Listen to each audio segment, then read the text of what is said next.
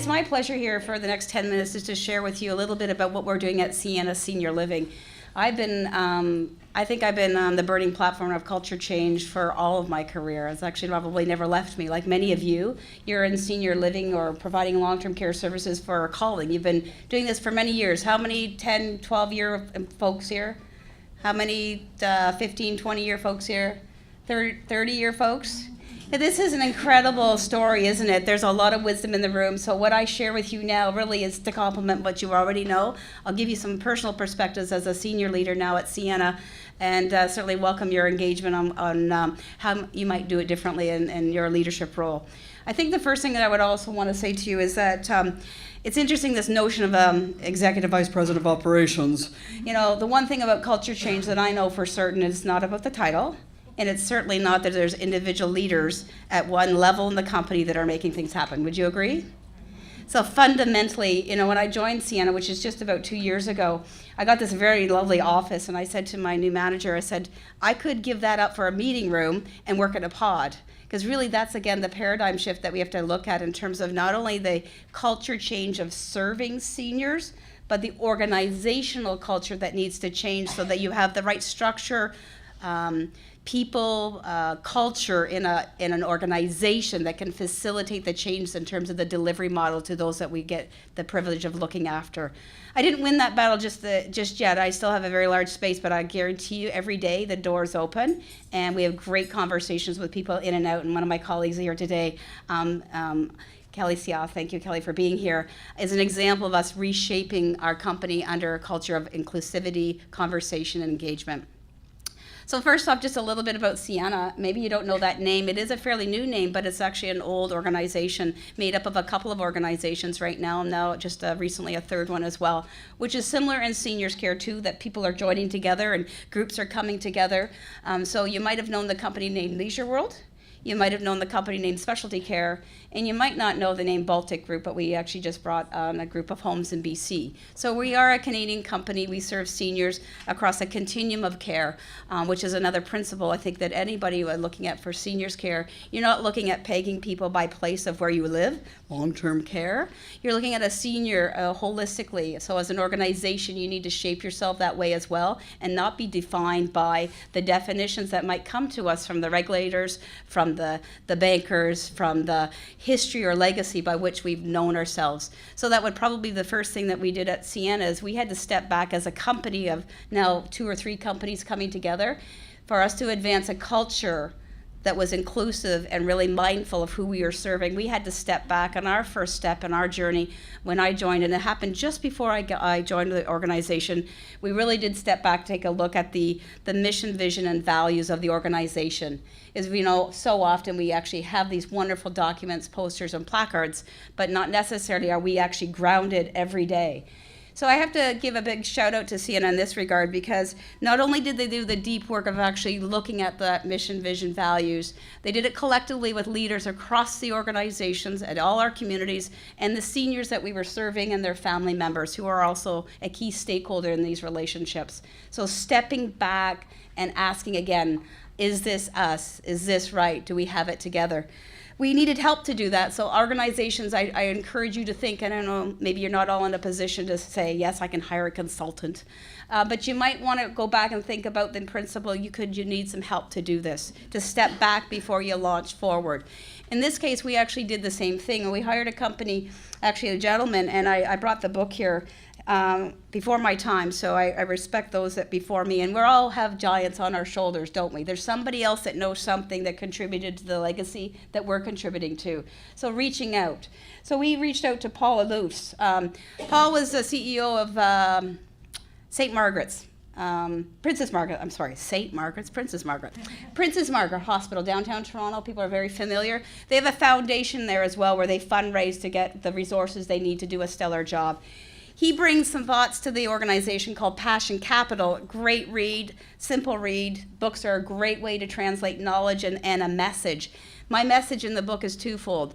You cannot advance culture change without a deep dose of passion. Passion, unbridled release will deliver the change that's needed when there's more education along the way. So unbridle the passion. He also did something for us at Sienna, is that he actually took the organization into the direction of a creed. Now, I had never worked for an organization that had a creed. It's actually new language for me, and he talks about how the creed really took their team to a much deeper level of understanding of what it is they're doing and trying to serve. I read the creed when I first joined the organization, and it was very moving to me, and it continues to be an anchor for me. So one thing I could invite you to do, I didn't in 10 minutes today want to spend a time on a video feed, but go onto our website, you could take a look at our creed, and Josie and I have worked together already a little bit, and I've showed her how that has been our anchor to the work that we're trying to do.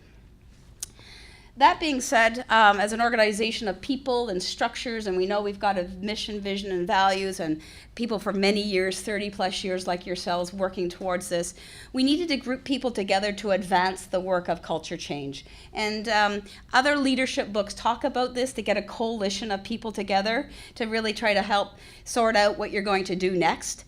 One of the challenging things that we do, in healthcare is do everything all the time and really fast and half-baked. So what we tried to do is try to get groups of people together. Now, we do this at each local care community. It's not that at our support services office, it's the only group of people that know how to advance culture change. But the principle here is get a group of like-minded people together to get the conversation started. It doesn't need to be a fancy meeting. You don't need titles, just get the conversation started. So we did that as well when I first joined the organization. And again, I reached out in this case to Josie and her team. It came and talked to my senior leadership team about this idea of culture change. That was a year ago, and it's really been planting the soil ever since. So a year ago, we invite the RIA leadership to come and talk to us. We didn't start the next day doing exactly their road print, but I've been warming the soil ever since so that people continue to feel excited of where we're going next. And so the other thing that we needed to do is I had to take a look, and I encourage your organizations to do this. It's happening everywhere under your feet right now. Sometimes you just need to pull the stories together to integrate your efforts. If your first floor is doing this and your second unit is that, and this neighborhood's doing that, and that building's doing this, try to bring the stories together so you can start to shape your storytelling of culture change. Rather than thinking that it's not happening, give people the excitement that it is happening in these pieces in these places today. Because all of a sudden, without much more addition, resources, time, or education, you have movement. And it's actually trying to, again, share that excitement of movement that gets other people going, wow, they're changing the culture. Yeah. And they've been doing that many ways all along. You just need to start looking at your language and storytelling to try and really harvest that together. And finally, what I have to say to you, we actually need to kind of understand who needs to focus on what. So one of the things that we did at Sienna is we did create some understanding. When you work for an organization like Sienna, we have 45 care communities or retirement residences. There's multiple communities. We had to kind of understand what was the support services folks going to be doing, what was the group of regional folks going to be doing, what was the group of leaders at the care communities doing, what are the residents and families doing, and sort of understanding how all those sort of different groups come together and understand what might be a systematic change. No more call bells in any care community at X date. You can put some things in the sand and saying, something systematic. At all communities, Sienna want to be defined by something. It might be deployed differently at different stages, and we give a lot of flexibility to that. But if we really do want to take ourselves away from a institutional system, such as no I said call bells, but no pagers, overhead paging or something like that, you can make that systematic change, but deployed it locally through different groups. The other thing that we had to do, though, is know that there were specific projects that were going on. In this case, we're doing a project at one of our care communities called Weston Terrace. And in this case, what we're doing there is we're working with the folks that care for elders, with the elders in a very small one neighborhood project to understand what they might want to do at that particular neighborhood to make a difference and change around a principle of deinstitutionalization. Very, very, very small project and very, very slow. So while we're doing kind of big visionary stuff, we have not gone ahead and done anything that said we will move it en masse this way. We really kind of went back and went a very small project. What does that mean exactly? Well, I can't define it to you what the project means right now because they're still very much in a discovery phase of what it is they would like to change under some auspices. We hired some help to facilitate those. We called them focus groups. We did focus groups with education at the same time as well. So we didn't take everybody out, educate them and said, okay, now that you know this, go back and talk about what you want to change. We're sort of doing both of those concurrently because I really don't think classroom education does culture change. I think an applied experience moves to culture change. I have 1 more minute and 1 more slide. How does that work, right? So what are we trying to do in terms of our culture change is we're taking a look at some of the principles. What are the principles we're looking at is making sure we amplify the voice of the elders and their families. So we have deployed, since I joined, a new resident family satisfaction survey tool, and we're starting to create positions like Kelly, where we're going to be out on the ground watching and listening and bringing voice up to the organization, so organically up and all the way back down. So we're just shaping that, hiring some new structures and roles. We're also amplifying the voice of the folks that care for elders. And how are we doing that? Again, more conversation places, different internet technologies for engagement and employee engagement and conversation, and bringing people together so their leadership is and their voice is heard, PSW leadership groups. Trying to decrease hierarchy. I talked to you a little bit about the story of my office. Really, this actually takes a much broader perspective than just where people work and what titles they have. We did address some title changes, but we're just really looking at all organizational structures of, trying to, regardless of the need for structure to make accountabilities work, we are looking at reducing that. And finally, reducing silos. I'll summarize by saying, when I joined the organization, I think I showed a picture of our barn silos that are falling down. We know that silos are destructive to good collaborative conversations. I won't go into exactly how we're doing that, but it is one of the principles that we're trying to advance. Good afternoon, everyone. So preparing for this presentation was certainly an exercise in reflection for me.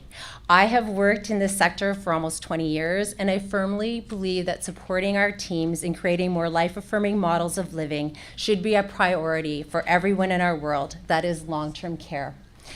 There is no one outside of our sector who really understands our world and all the wonders, the challenges, the heartaches, and the exhaustion that accompanies the work that we have chosen. But when we choose to be part of an elder's journey, we cannot imagine spending our days in any other way. With 27 homes, I have also worked to support our teams over the past many years as they have embraced culture change models. We have attended Pioneer Network and Walk With Me conferences, and each time we return inspired and energized and ready to actually radically change the basic assumptions that surround our task-focused environment. 2 of our homes have worked closely with Shareholders and Partners in Dementia Care over the past 18 months, looking at the AI model and testing new approaches and messaging. Recently, our Willow Grove home was one of those homes, and I sat with a small group of residents, and during the conversation, I inadvertently said the word nursing home. And I was corrected in one of the most polite ways possible by one of our residents. Colleen, we do not say nursing home at the Willow Grove. And it gave me a moment where I realized that that was a valuable lesson for me about our language and how ingrained our approach really is after all of these years. For many of us, as many of us find, changing culture involves steps both forward and back along a long and rewarding journey. In some research, I found an article from the Ideas Institute that was written in 2002, and it was entitled, "Tomorrow's Resident Care Will Take More Than Quality of Life Lip Service." And it tells us of many large movements that usually start on a very small scale. A few people see a better way of doing something or begin to question the basic assumptions that we all take for granted, and then they take the message to others. A few more hear the call and join the movement, and that flywheel of change begins to gain momentum. The article continues that eventually, if successful, an idea will cause a sea change of thinking. And this takes me to the Chartwell Story and how our current efforts support culture change in long-term care. Recently, we asked Carrie Brestovacki, our Program and Support Services consultant, to create a new program that would encourage real life with our residents. The concept seemed simple. It was to promote meaningful conversations with all of our residents. We asked that each staff find 10 minutes each day for a resident visit. The program was piloted in several homes, and unfortunately, the response was disappointing. Staff worried that there was not enough time. They reflected the typical anxiety that change brings. And as a leader in our organization, I was profoundly disappointed. How could we struggle with such a simple idea that is so fundamental to what we do?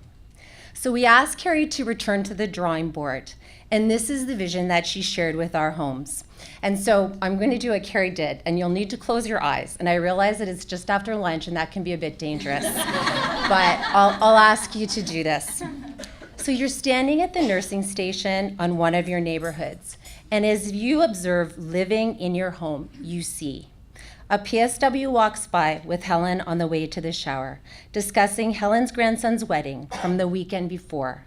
Helen's eyes sparkle as she shares the details. A program is happening in the activity room where a small group of residents are talking to each other about what they are grateful for.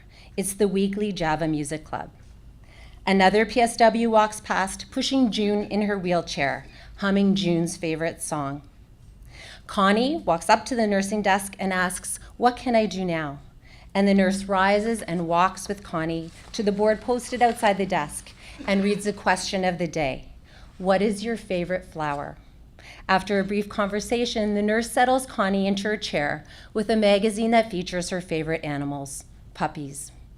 You walk down the hall and overhear two PSWs transferring Mary, who is starting to call out as they raise the lift, and one PSW says, "Sing with me, Mary," and they start singing a familiar and comforting song.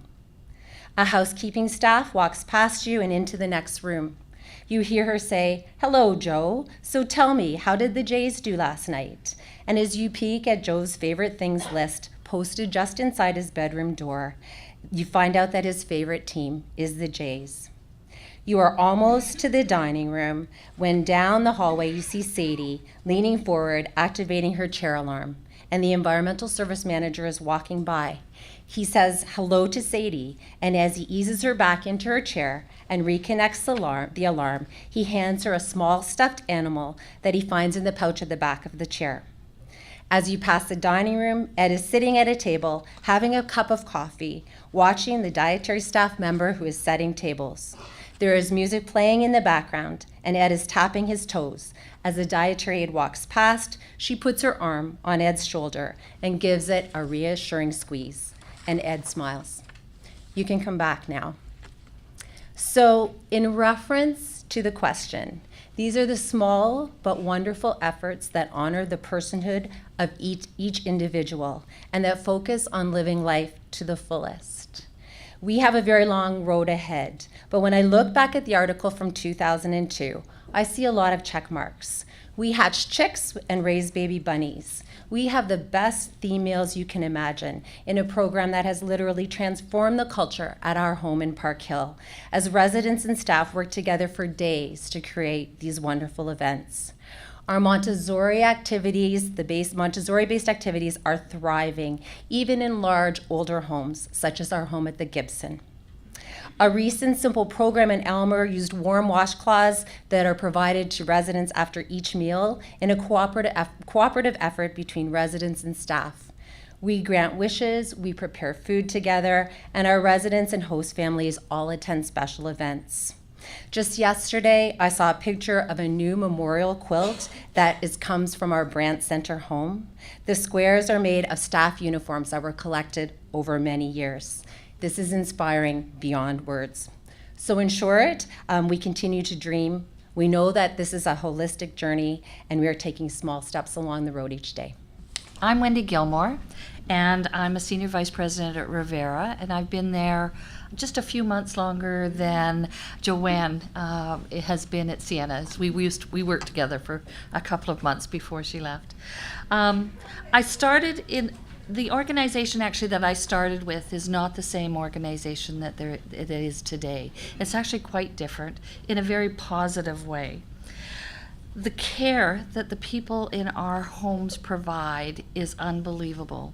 It's full of compassion and a commitment. This is evident when you talk to our teams, and they've been there for 25 years, 42 years, 57. We actually have an 87-year-old nurse.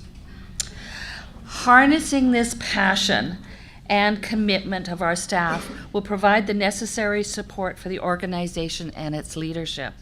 It has the power to change the soul of an organization and a home. And it doesn't matter whether you're an A home or a C home.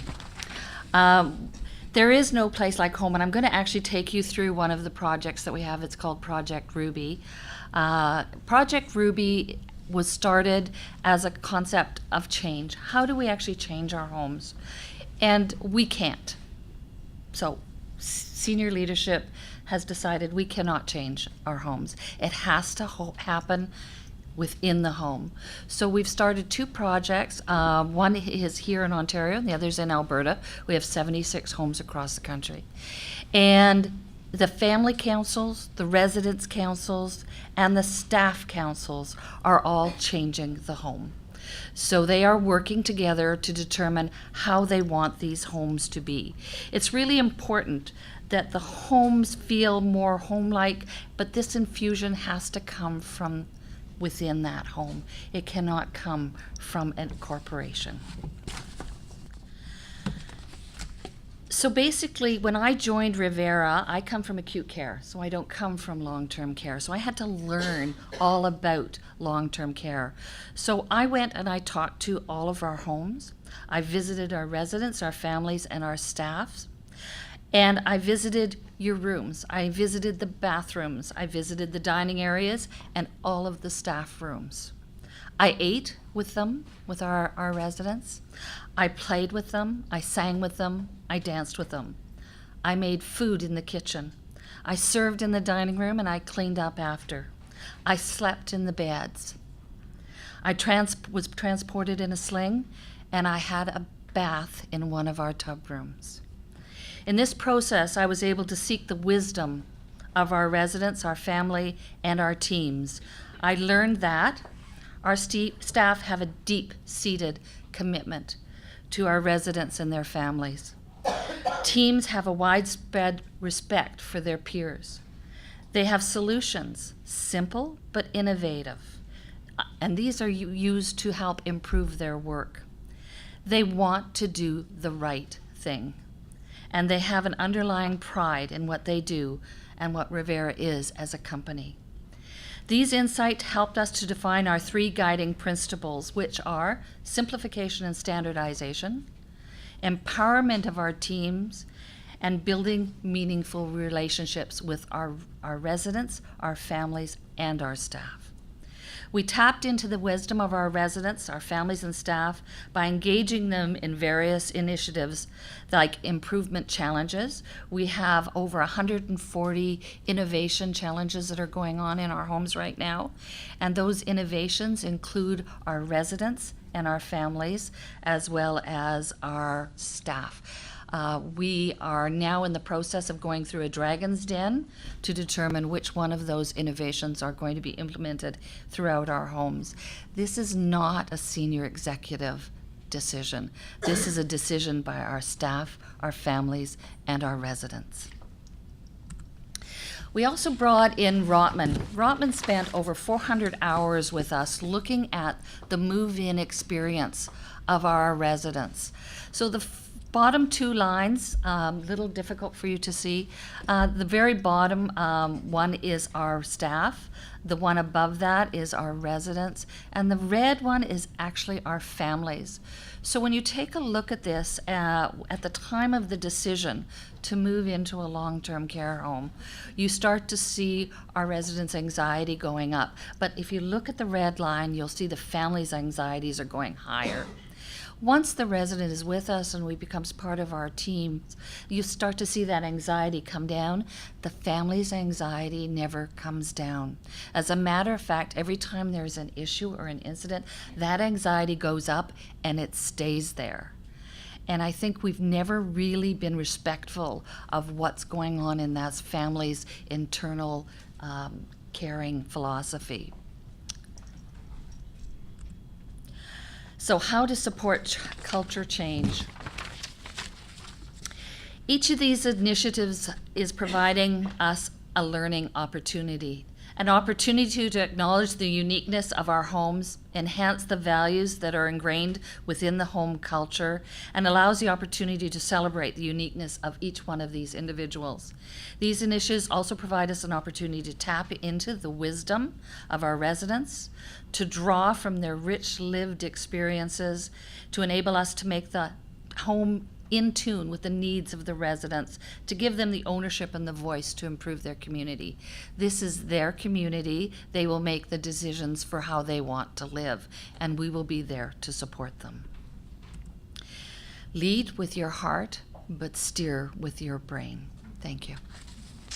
There's a sense of urgency, right, to make it better. I think that some of the language in this document or the agenda today has been about urgency to get going.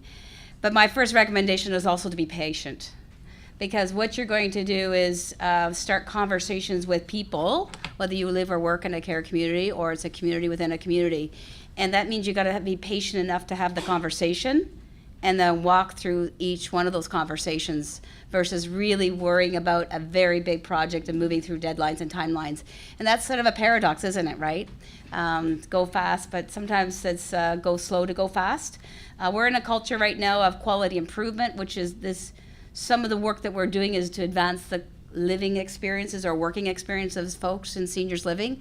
But I think we have to be careful not to put it as a really scripted, first quarter, second quarter, third quarter goal, because it sort of can twist up the intention a little bit. So be patient, engage.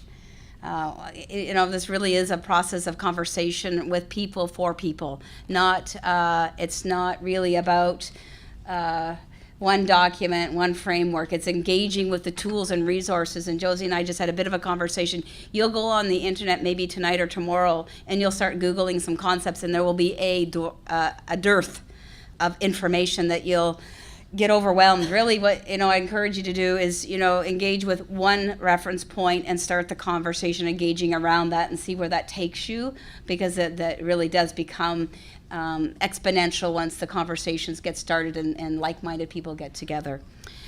Celebrate.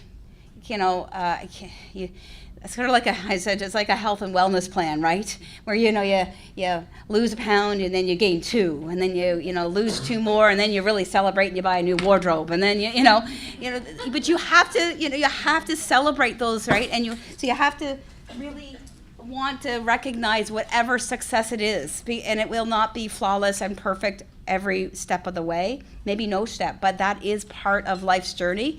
So celebrating the milestones and looking for them every day, because there is a celebration of life every day in the way folks live and work in our care communities. So I really do encourage you to celebrate. And communicate and use whatever vehicles work for you. So this is my tuck in fourth. You got to communicate repeatedly and endlessly, using, again, whatever tools, resources, or mechanisms that help people hear. Is it a whiteboard on a wall? Is it a webinar? Is it a team newsletter? Is it all 7 of items of communication? Because we know, firstly, one conversation is not going to stick, right? There's just really needs to repeatedly messaged and constantly using different ways of communicating. I have in front of me too some little cards. I'll leave them around up here, and for those that are interested, we use different tools at different times to communicate one very common theme, which is our repeated kindness to each other, whether it's the way we work together the way teams work together, the way residents and staff and families work together, anchored in the simplicity of being kind to each other is a really great way to advance culture change. There are some stigmas of ageism and so forth. Of course, that partly is what we're talking about with culture change. So we use some tools from Olivia MacGyver's work, another consultant that we've worked with over time, that just help, inspire at a moment's time to remind to be kind to each other, help each other along the journey. It is a full job, to be clear and honest. We already have a full day's work sometimes just getting everything tucked in terms of having to get some things done. So sometimes we need a little bit of an extra reminder just to really be kind and gentle with each other at work. And the kindness cards are just one little tool again. You'll have all kinds of different ones that you can use, and you're doing that already. But it certainly is my recommendation. Take whatever vehicle you can to communicate, and communicate with an intensity of kindness that makes all those sort of journey bumps in the road go a little bit easier as you navigate this wonderful work. So thank you for everything that you do, and I think that I'll hand it back over to Colleen for her recommendations. Well, this is a topic that we talk about all the time in our organization, and the real thing that we talk about is the fact that knowing what to do is not enough. The universal challenge is actually to translate knowledge into action. And regardless of the quality of the content or the delivery or the frequency of repetition, the amount of time, the amount of money, the amount of energy, the heart and soul invested in education of any sort, it's often ineffective in changing organizational practices.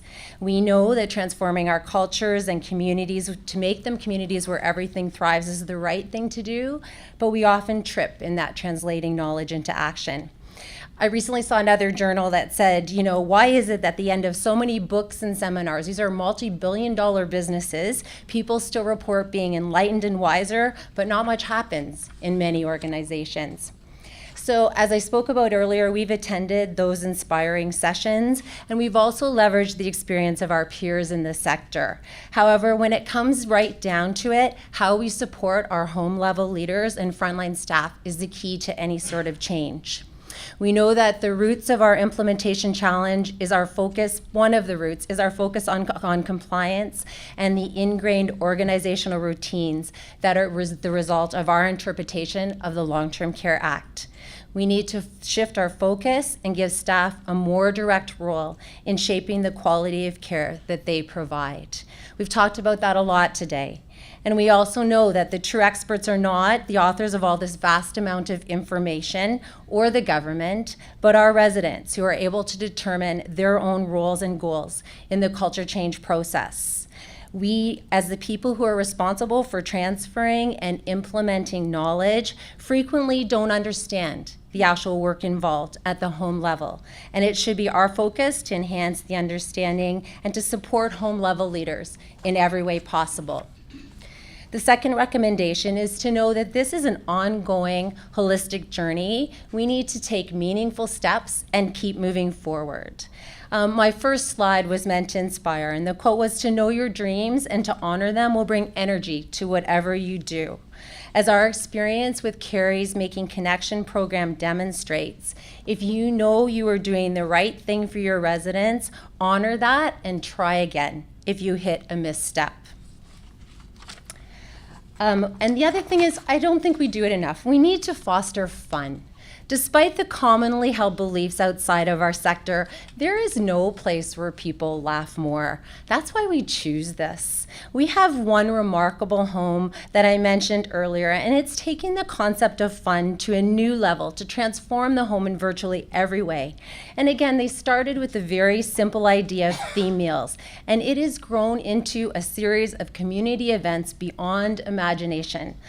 Just last week, I worked with a 100-year-old resident as she decorated a centerpiece for Disco Day, and her level of concentration was beyond belief. And this is one of the many things that engage the entire community and the entire town in Park Hill with what we do at our home there. We are in the business of sharing joy, and we cannot forget that. We've been rethinking our approach to many things. We've got personal support worker coordinators. We're trying to work on the consistency of staffing model. I know that's a challenge for many. But considering all of this, my recommendation would be to recognize that our routines and our views have been ingrained literally for decades, and some of us have been around literally for decades, and we cannot imagine the aspect of what it takes to make real comprehensive change. It takes a consistent effort and a willingness to celebrate every small accomplishment and what it means to our residents. And finally, for those of you who've studied much about culture, it's a very complicated thing and a very difficult leadership challenge. It compromises all kinds of interlocking things, sets of goals and rules and processes and values and communication and practices and attitudes and assumptions. It's enough to exhaust you just talking about it. And I recently read also that, either you manage your culture or it will manage you. Culture is very simply the way people think and act, and it impacts each one of us and the success that we will have in this sector. Chartwell has a number of cultural beliefs, and they are intended to frame our decision-making in our organization. And although they were not created to support culture change in long-term care, there are just two that I'd like to end with that are particularly relevant to this conversation. Trusted partnerships. I trust you and value your talents and expertise.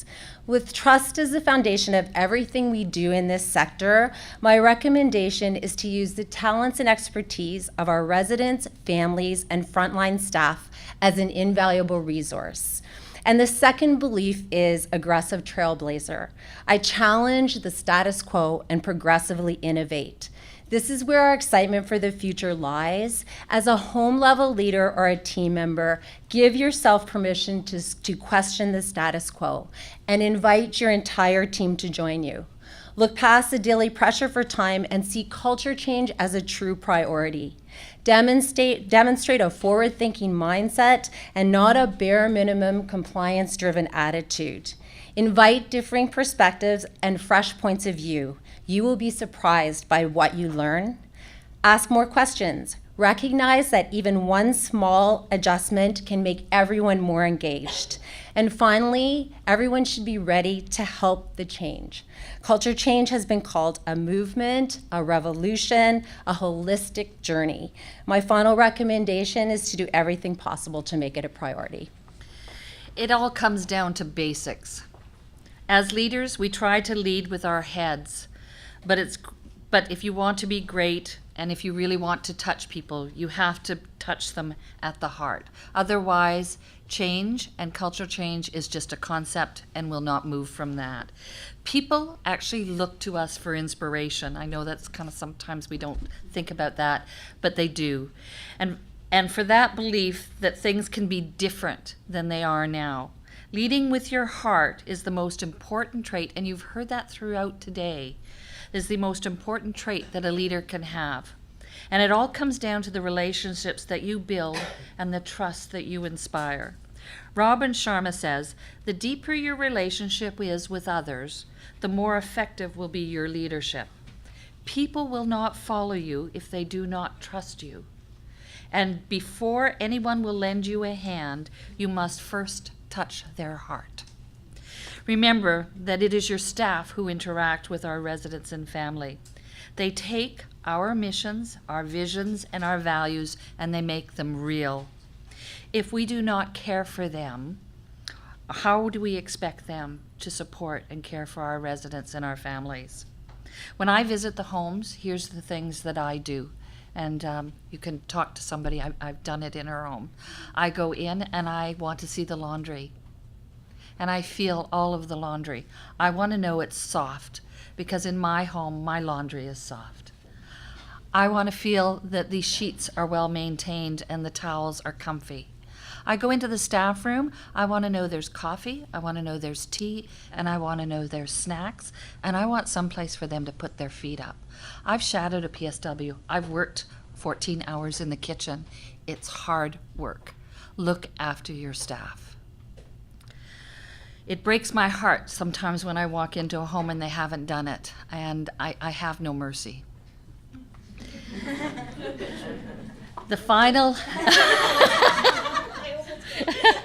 The final and most important point is that you do not truly believe in this, then it is actually time for you to move on. Nothing is most disheartening for the staff than to realize that their leader is not true to them. Walk the talk, because nothing is more powerful than your actions. Your beliefs, your passions, your words, and your actions are what bring lasting changes to the culture in your organization. Thank you. Grace wanted to be here with us today, but it turns out she wasn't able to. And as Mary Lou was saying, and it seems some people in the room are familiar with all the wonderful things that Christie Gardens in Toronto has been up to. Grace was the former CEO there for nearly 30 years, past president of the OLTCA, and is really a recognized leader in long-term care. So she wanted to remind us that when you are swamped by the details of the everyday, never lose sight of the greater vision. Christie Gardens, they continue to do revolutionary work in advocacy and long-term care here in Ontario regarding person-centered care, relational care, and culture change. So we'll definitely be inviting them back to future culture change exchanges. One of the presenters made a comment about a Ruby program. I wonder if you'd like to explain that. So Project Ruby is a project in our homes that we're just starting. We have two, as I indicated, one here in Ontario, one in Alberta. And it's really getting the family councils, the resident council, and the staff councils to decide how they want their home to be run.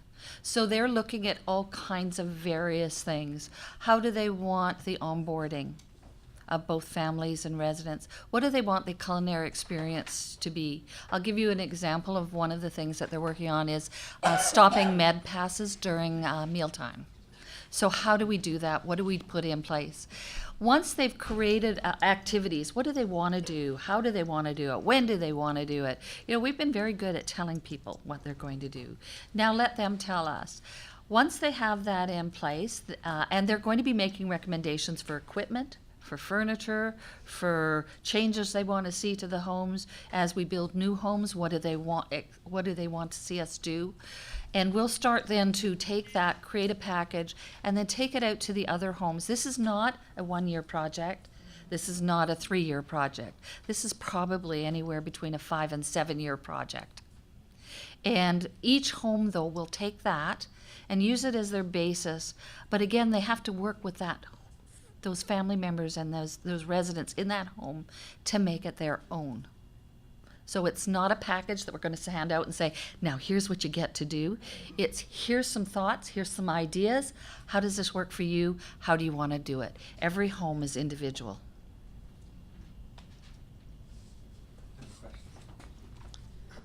I'd like to ask each one of you what you do to get a resident activated enough to come out of their room and join activities, because that is a problem. That is a very big problem, and I'm going to ask my colleagues to come up and speak to some of that. Well, I guess we get to do the standing mic too, right? Can everybody hear us? Yeah, that's an excellent question, because it is I'm going to echo that, a big problem. I would say there's just a couple of things immediately on top of mind. My grandmother's 98 and she lives in a retirement home, and she to this day, up until like yesterday, would still not come out of the home because the programming was infantile. So the quality of the programming, all due respect, was not of a caliber. And this is a very lovely, lovely retirement home, and I'll extend my conversation that might be happening in our care communities, our long-term care homes, that the general notion of the programming itself is still quite childlike. And when that happens, I don't think elders, residents would come out. So I think in all fairness, you have to stop programming, and you have to create the home. And when the home is warm and inviting, things happen in a home versus a program happens. We're not there at Sienna yet. We've got calendars and we've got tick sheets, and we do the engagement. We do ask people and all that sort of thing, and we don't have any orders on any of this. But I would think that the work that has to be done is stop programming and actually unleash the home, so that the home can have a spirit, and the spirit will have activities that are happening that if it's so darn interesting because it just smells great out there, that I might actually come out and talk. But the moment that it is a program for baking, I would guarantee you'll probably stay in the room. Would you have residents part of your committee group to help them come out of the room? Well, exactly. So folks that live in a home, residents, would create the spirit of the home, of which they might say, looks like the ball game's on tonight. Do you want to watch it with me? Sure, and if a few folks are watching ball games, maybe somebody else is going to come and watch a ball game. The best story I've ever had around this discussion was a ball game and a staff member bringing in a tinfoil wrapped hamburger to an elder in a home, and despite the law that says you can't do that, the staff member said, Rob always has had burgers at Hamburgers, so I'm bringing him a burger. The ball game's on tonight. It wasn't a program, it wasn't sanctioned, but it was the spirit of the home. And that's what actually Project Ruby is all about. We're not telling anybody what they have to do. It's what do they want and how do they want it. So I'm hoping that will help solve that problem. And we need to be better at welcoming you. You spoke about your reservations about when you came to live in your current home and how it took a while for it really to feel like your home. And I see that as an area for all of us to improve. And we used to do surveys, and those surveys would tell us about, was the food nice? And was were the corridors clean? Those kinds of things. And we're really starting to focus about, do you feel at home? Do you feel safe and secure? Have you had an opportunity to make friends in your environment? And that's our obligation. We can get the basic stuff out of the way. It's these things that are our real commitment to making your life and giving you a genuine home where you live. And if I can, I'm going to do a little bit of advocacy here because it drives me nuts. I'm not sure our rules and regulations support a lot of this. And I think we have to now start being able to stand up and say, I don't care if I've broken a commandment. Our residents don't want that. They want to see this. And I think we have to stand up as a group and be respectful of that. And I think we've lost that.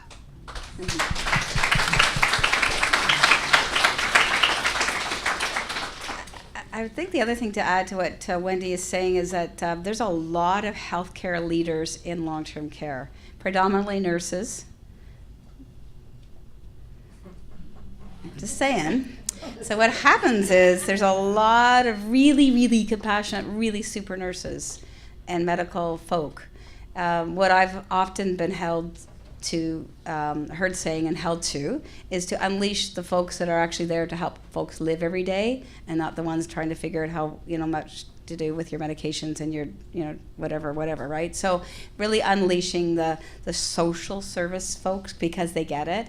I really think, and all due respect, I'm a nurse, so I say this with due respect, right? But we do tend to medicalize aging, and until we actually do that shift as well to aging is not a disease. Aging is the beautiful stage of life where there's just tremendous opportunity for personal growth. But if you medicalize it because, yes, you might fall, and I'm a nurse and I'm going to tell you how not to fall, we're going to get what we get. So that's a really big piece that we have to shift away and free that voice up. I don't have anything else to add.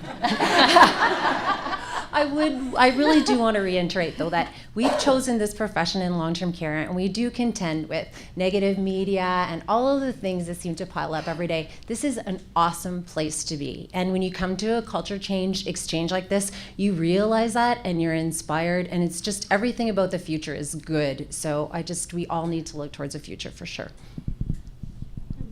Yeah, my question is actually to all three of you. As the leaders in a movement to change how we care for our citizen, why can't you stand up to the Ministry of Health Long-Term Care and say to them, you know what, the charting is unreal.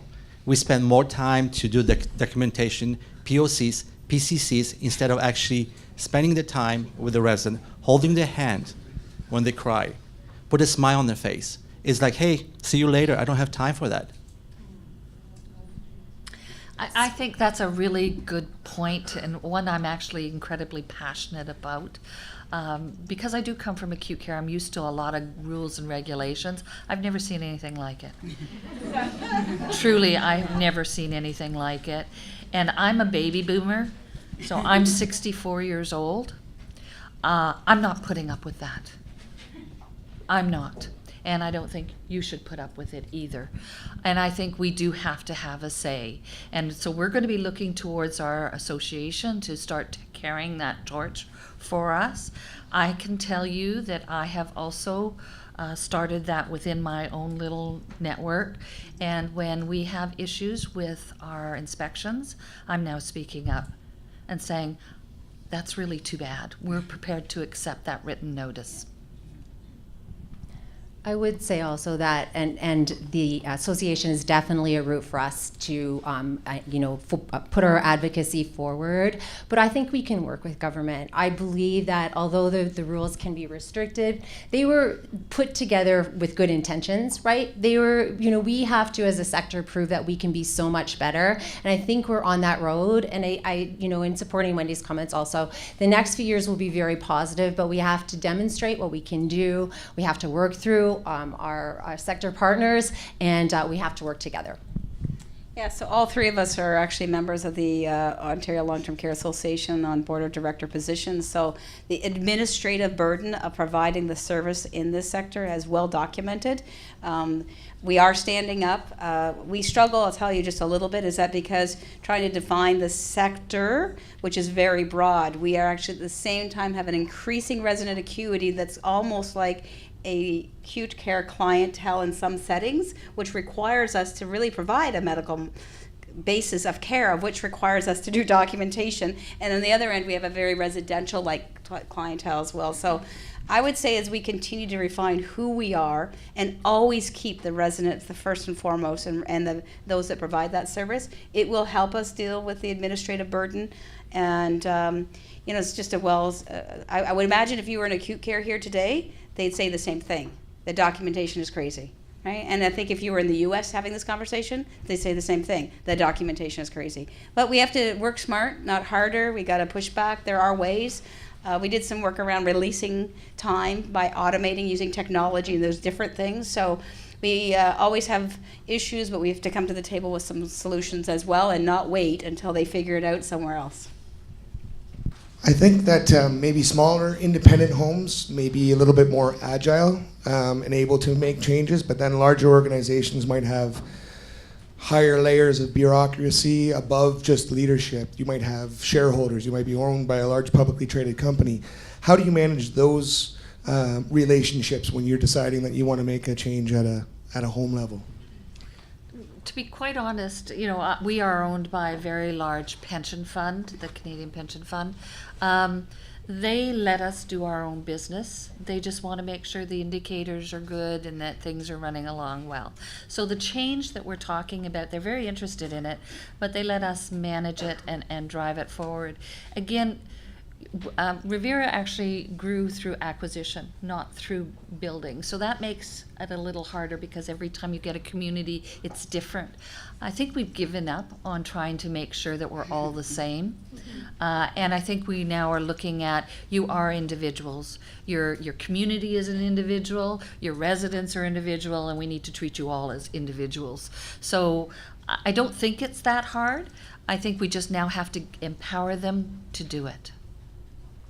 Yeah, so Sienna is similar to Revera, a little different, but we are a publicly traded company. And so the interesting thing is that work that we did around trying to figure out who we were, there was a very big focus on awakening our communities to the positive possibilities of life's next chapter. It was not about becoming a Sienna cookie cutter. So every community is its own entity and identity and does not actually have, it's a member of a family.